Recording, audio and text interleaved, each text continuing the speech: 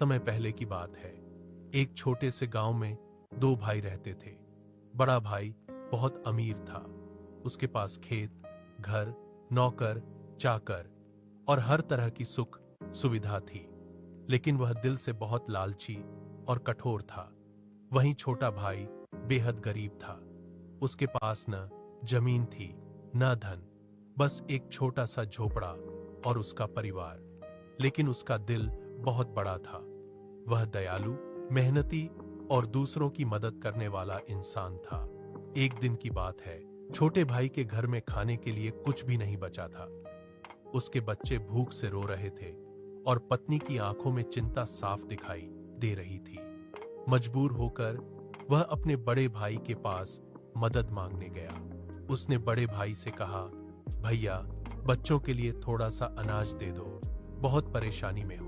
लेकिन बड़े भाई ने उसे घमंड भरी नजरों से देखा और बोला, तुम हमेशा भीख ही मांगते रहते हो, जाओ अपने हाल पर खुद ही जियो। यह कहकर उसने छोटे भाई को अपमानित करके भगा दिया। छोटा भाई उदास मन से घर लौट रहा था। रास्ते में उसने देखा कि एक बूढ़ा आदमी भारी लकड़ियों का गट्ठर उठाए चल रहा है और बहुत थका हुआ लग रहा है। छोटे भाई का दिल पसीज गया। उसने तुरंत जाकर कहा, बाबा, आप ये लकड़ियां मुझे दे दीजिए, मैं आपको घर तक पहुंचा देता हूं। बूढ़ा आदमी मुस्कुराया और बोला, बेटा, आज के समय में भी तुम्हारे जैसे दयालु लोग हैं, यह देखकर अच्छा लगा।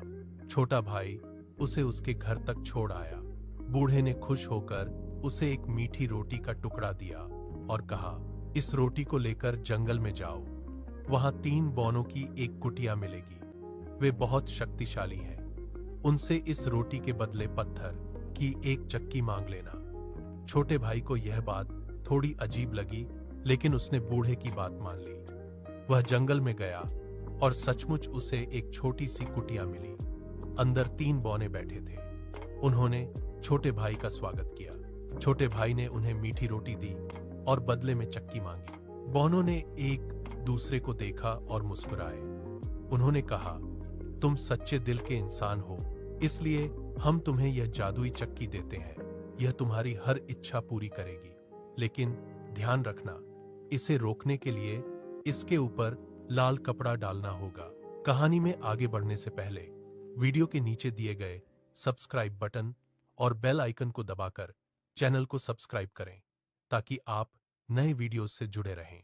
छोटा भाई खुशी खुशी चक्की लेकर घर लौट आया।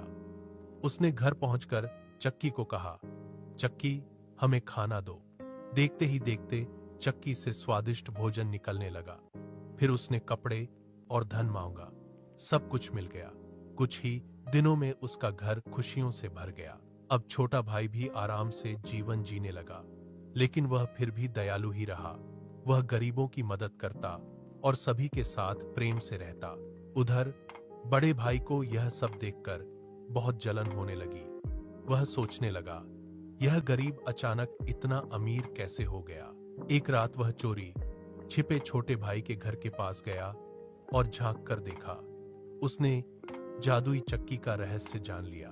उसकी लालच और बढ़ गई। उसने मन ही मन योजना बनाई कि वह चक्की चुरा लेगा।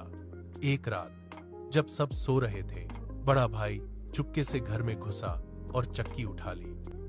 फिर वह अपने परिवार के साथ नाव में बैठकर दूर निकल गया, ताकि वह कहीं और जाकर दुनिया का सबसे अमीर आदमी बन सके।